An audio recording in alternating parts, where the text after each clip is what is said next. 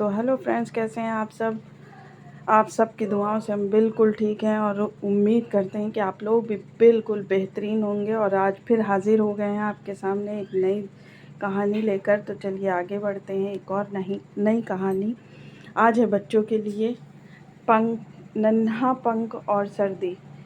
एक छोटे से गांव में एक प्यारा सा पंख रहता उसके 4 पंख थे और वो बहुत खुश था। हर दिन उसे हवा में उड़ने का मज़ा आता। एक दिन सर्दी ने आक्रमण किया। ठंडी हवा और बर्फ़ ने गांव को ठंड से जकड़ लिया।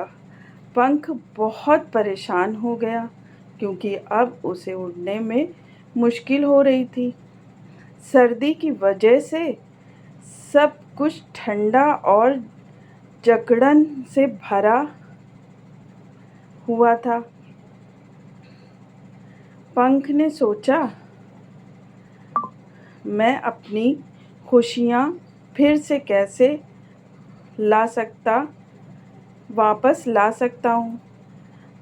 उसने सभी के पास जाकर मदद मांगी, लेकिन ठंड के कारण कोई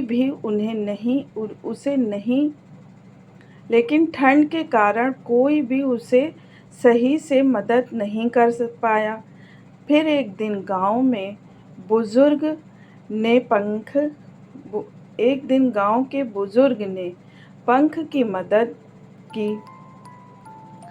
उन्होंने उसे गर्म रखने के लिए एक कोना दे दिया और उसे गर्म रज़ाई में लपेट दिया। जैसे ही पंख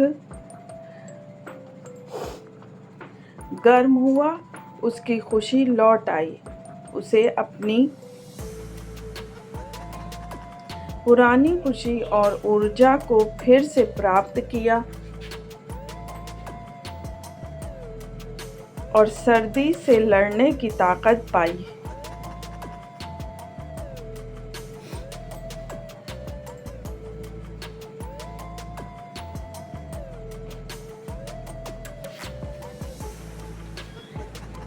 सर्दी के दिन समाप्त हो गए और पंख फिर से हवा में उड़ने लगा।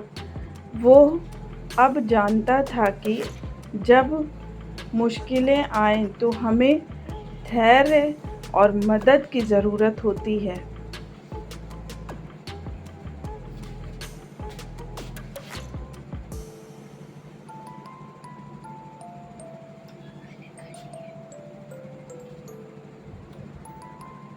समस्याओं का सामना करने के लिए धैर्य और मदद की आवश्यकता होती है।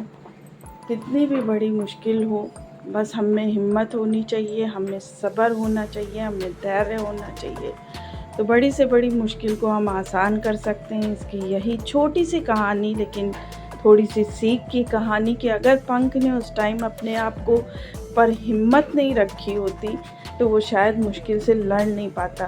पर उसने हिम्मत रखी, सबसे मदद मांगी और आखिर में उसकी मदद करने के लिए कोई ना कोई मिल ही गया।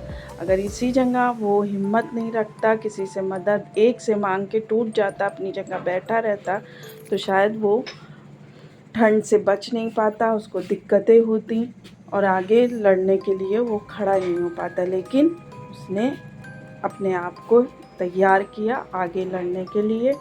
तो हमारी कहानी कैसी लगी ज़रूर बताइएगा।